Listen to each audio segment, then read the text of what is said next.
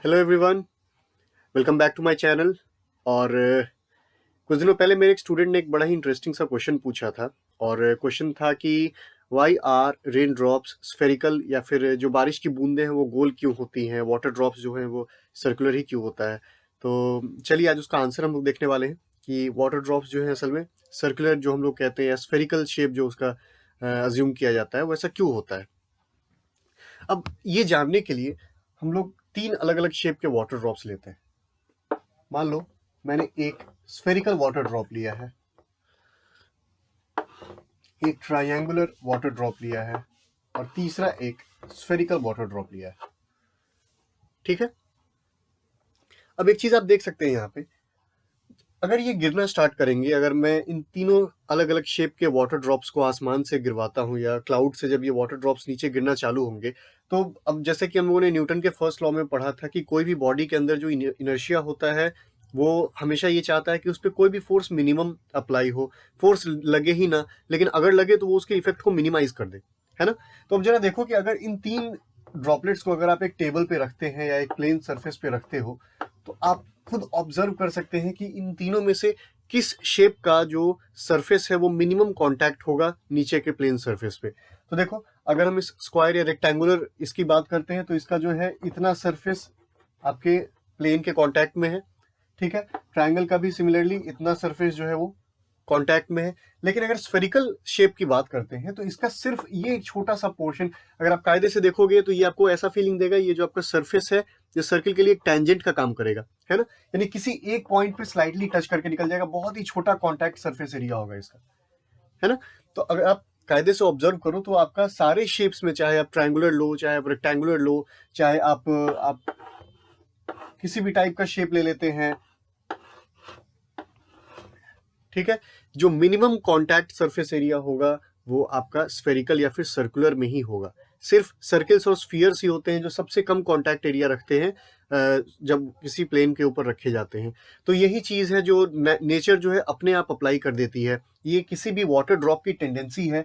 अब मान लो मेरा ये सर्कुलर वाटर ड्रॉप है, ये आसमान से जब गिरना चालू होगा तो इसके ऑपोजिट कई सारे फोर्सेस इस पे लगने चालू हो जाएंगे, है ना। जैसे कि एयर फ्रिक्शन लगेगा इस पे, है ना, ग्रेविटी लगेगी जो इसको पुल कर रही है, ऐसे बहुत सारे जो फोर्सेस हैं वो एक साथ वर्क करने लगेंगे। तो ये जो वाटर ड्रॉप है ये हमेशा चाहेगा कि इसके ऊपर इन सारे फोर्सेस का जो इफेक्ट है वो बिल्कुल मिनिमम हो, सबसे कम फोर्स लगे इस पे। यानी इस वाटर ड्रॉप की अपनी इनर्शिया होगी जो चाहेगा कि उसके ऊपर जितने भी फोर्सेस लग रहे हैं वो सारे फोर्सेस मिनिमम हो। तो आप देख सकते हैं कि यही कारण है कि जो आपके वाटर ड्रॉपलेट्स है वो स्फेरिकल शेप के हो जाते हैं अपने आप। मान लो वो किसी भी रैंडम अगर शेप में अगर वो गिरना चालू करेंगे और उसके ऊपर जैसे ही फोर्सेस लगना चालू होगा तो वो क्या होगा, ड्रॉपलेट्स ब्रेक होके चले जाते हैं। एक बड़ा ड्रॉप जो है, मान लो ये कोई बड़ा ड्रॉप है, अगर ये नीचे गिरना चालू होगा तो ये उस फोर्स के इफेक्ट में आके इस तरीके से बनेगा, और उसके बाद क्या होगा, दो छोटे छोटे ड्रॉपलेट्स में ब्रेक हो जाएगा। ठीक है। और ये ड्रॉपलेट्स फिर जब नीचे गिर रहे होंगे तो अपने आप ये शेप ले लेंगे आपके स्फीयर का, अपने आप ये जो है वो सर्कुलर हो जाएगा ताकि इसका जो सरफेस एरिया है वो मिनिमम हो जाए और कम से कम सरफेस या कम से कम फोर्स एक्सपीरियंस करता हुआ ये नीचे की तरफ आए। अच्छा, एक बात और मिसकॉन्सेप्शन बच्चों के दिमाग में रहता है कि वाटर ड्रॉप्स इस तरीके के होते हैं। तो मैं आप लोगों को बता देता हूँ कि ऐसा कुछ शेप हम लोग इमेजिन कर लेते हैं और आपके बुक्स में और कार्टून वार्टून कॉमिक्स में ऐसी चीजें आपको दिखा दी जाती हैं। लेकिन वाटर ड्रॉपलेट्स का अगर आप फॉलिंग वाटर ड्रॉप का अगर ओरिजिनल शेप पता करना चाहोगे तो उसका शेप कुछ ऐसा होता है।